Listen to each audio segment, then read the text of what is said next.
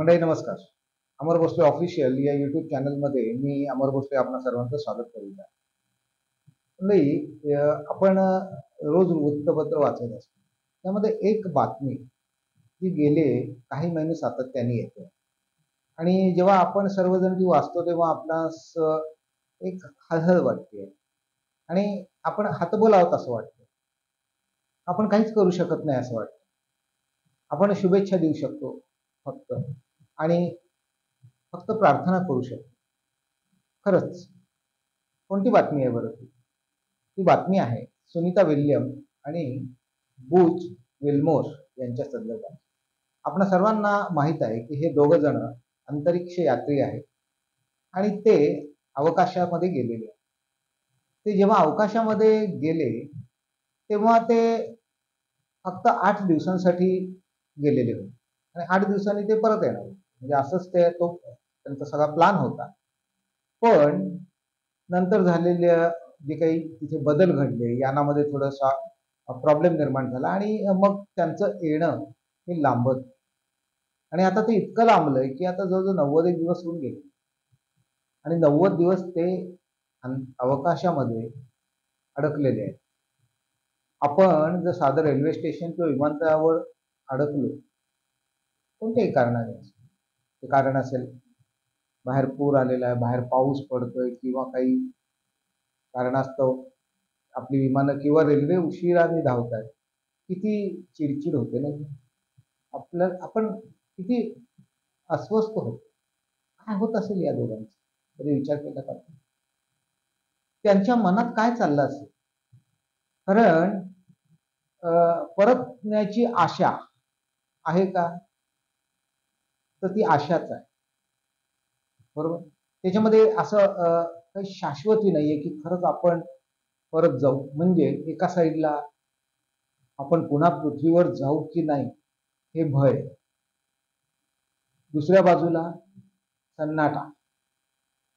शोलेमधला तो तुम्हाला डायलॉग आठवत असेल, इतना सन्नाटा क्यों है. तो जेव्हा एके अंगल तो संवाद म्हणायचे तेव्हा अक्षरशः तो संवाद म्हणजे अगदी काही चिरत जायचं. तसा सन्नाटा या अंतरिक्ष यात्रींच्या सोबत सध्या घडतोय. ते दोघंच तिथे परतण्याची कोणतीही शक्यता नजीकच्या काळात दिसत नाही. त्यांचं येणं हे दिवसेंदिवस लांबतच जाईल. अर्थात त्यांना सुरक्षितपणे आणायचं म्हणूनच हा विलंब होतो.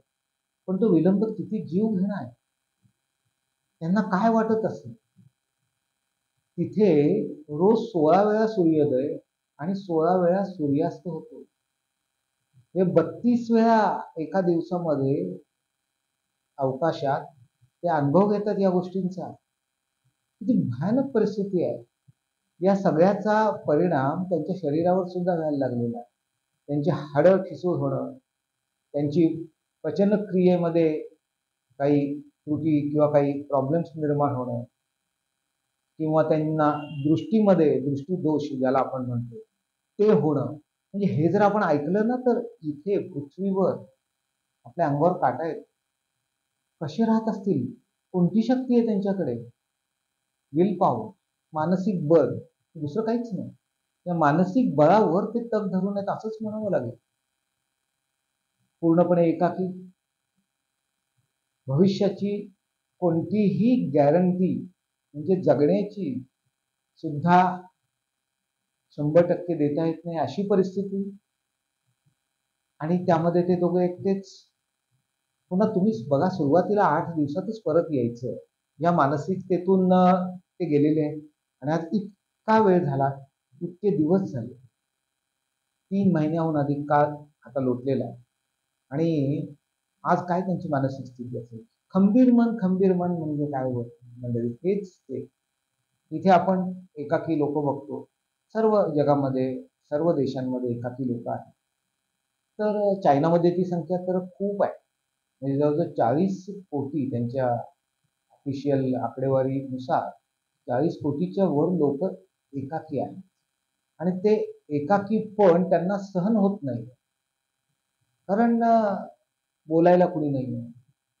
पण हे सगळं असताना आजूबाजूला माणसं आहेत, ते पृथ्वीवर आहेत, ते जाऊन बोलू शकतात, त्यांना उद्याची भीती नाहीये.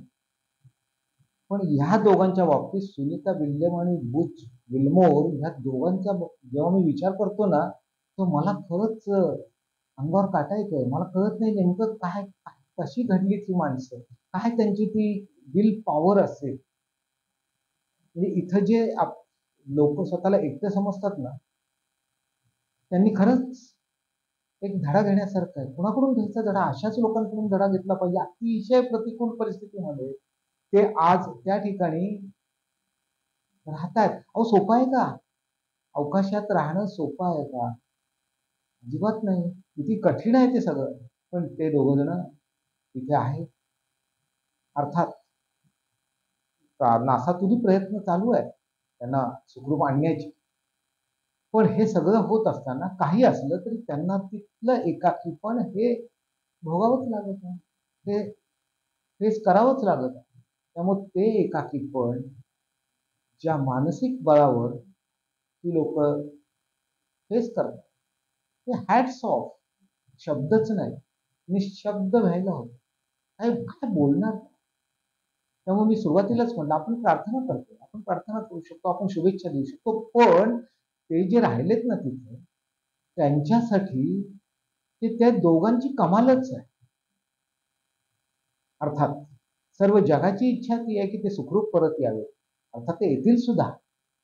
पण प्रत्येक क्षणोक्षणी जे काही त्यांना त्या ठिकाणी आता फेस करावं लागत असतं, ते मात्र आपल्या कल्पनेच्या पलीकडचं.